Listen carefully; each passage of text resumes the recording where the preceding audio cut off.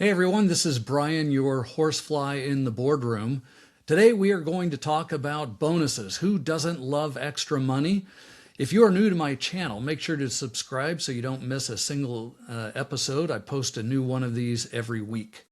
So let's get into it. Bonuses.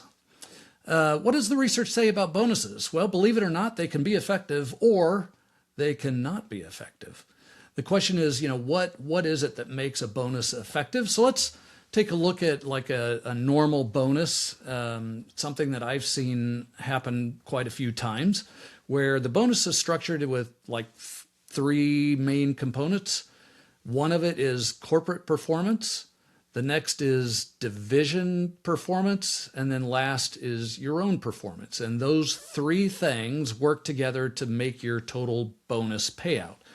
And a lot of times what happens is they'll say, okay, it's important that the company succeeds. So half of your bonus is going to be paid off of how well the company does. And then 25% is going to be paid off of how well your division or department does. And then 25% is going to be paid off of how well you do. And a lot of times those are broken down further, right? So your 25% might actually be tied to your performance review that your manager does, might be tied to things like safety, quality, output, those sorts of metrics. So each one of those kind of gets broken down further and further into to smaller and smaller components. So what does the research say about performance bonuses? And then we'll circle back to the example that I just gave you. So one of the things that they found is that if you have clear, achievable goals with quota or piece rate structures, that works really, really well. Or in other words, let's say that they set up a bonus that says, okay, normally you put out 50 of these widgets, but if you put out 75 of these widgets, then you're going to get a bonus. If you put out 80 widgets, you're going to get even more. 85, you're going to get even more. Those sorts of bonuses work better than something that's more generic. And like I said, in the original example where your bonus is tied to maybe 4 or 5 different metrics, having something that's clear and achievable and focused on one thing tends to work better.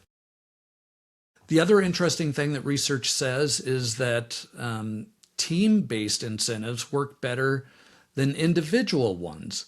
And it's really interesting because the gains in the research seems to indicate that you get 2 times better performance out of a bonus that's structured off of a team versus an individual.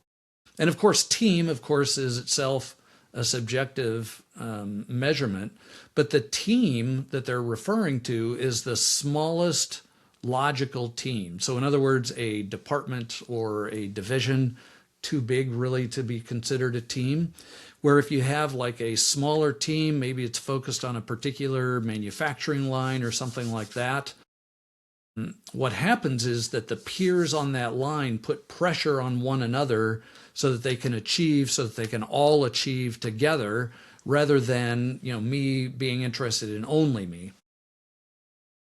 The other thing that is kind of at odds in the research is there are 2 different views. One, should I pay these rewards more frequently or should I pay them in longer durations? And longer durations, those that are more than a year, there are some studies that say, hey, that works really well.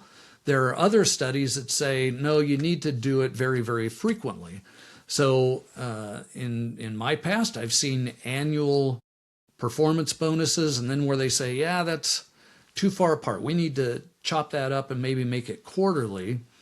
There's actually support for both. But what's interesting is that if you're talking about just delivering cash, that the bonus is strictly cash, those do better frequently versus the longer duration ones. Another interesting thing that comes out of the studies is that not all bonuses will perform the same depending upon the people that you're targeting. So if you have a team that is very intrinsically motivated, or in other words, they're self-driven and they're performing and driving on their own, bonuses actually don't work so well against that group. They work better against groups that are not intrinsically motivated. So less conscientious employees do better if you have bonuses targeted at them. So let's go back to our original structure that I laid out there, and let's talk about some of the problems with that sort of structure. First of all, I mentioned that 50% of the bonus would be tied to company, 25% against division, 25% individual. In that sort of structure, well, you notice right away that like half of the bonus is targeted at company performance. And what all the research says is, yeah, when it's targeted to something that big that people feel like I have no control over, it doesn't actually motivate them. I mean, they certainly root for the company, but they can't make any sort of changes that would substantially change the company's performance. So having half of it targeted that way right away makes a really big demotivator. Similar thing can be said when you're talking about 25% of that bonus going towards a department or a division. Probably too big, too out of their control to get any sort of meaningful performance improvement when you're doing that. So in that structure that I laid out, if you think about it, 75% of their bonus really effectively out of their control. I mean, they can certainly, again, root for the company to do well, root for the division to do well. They have no ability to change it. And then you get to the 25% that is based off of the individual performance. And there again, it comes down to, well, what is the measure in that individual performance? If it is largely determined on my manager's rating of me and my performance, employees can feel like that's way too subjective, and you're just not going to get the result out of it that you think that you're going to get. So what's the takeaway? Well, the takeaway, again, it depends upon the group that you're targeting. If you think about manufacturing in particular, if you make clear, objective quota or piece rate sort of goals that are paid in cash on a frequent basis, that are based off of the smallest logical team possible, those are going to do really well. If you're talking about something that is more subjective, so it's my performance, it's overall company safety, it's overall company quality, quantity, those sorts of things, those are going to do less well. So why do these companies make these sorts of bonus programs when the research says otherwise?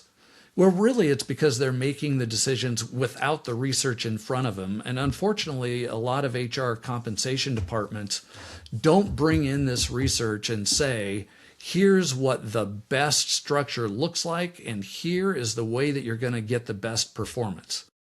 So who's to blame here? Well, certainly, since I've been in HR for most of my career, I would put a lot of it at HR's feet because they're not providing the executive decision makers with the necessary information to make a good decision. But some of it also is just the executives. Even when you bring that good information, a lot of times the executives say, well, I don't care, I don't believe it, whatever the case may be. I want to focus on company performance. It's the company that matters more than anything. And, it's not fair that this plant over here that's doing really well gets more than the plant over there when, we need everybody rowing together, right? We're all in the same boat. Unfortunately, those bonus plans just aren't going to succeed like they think that it is. So I hope you find that helpful. And again, look forward to seeing you next time.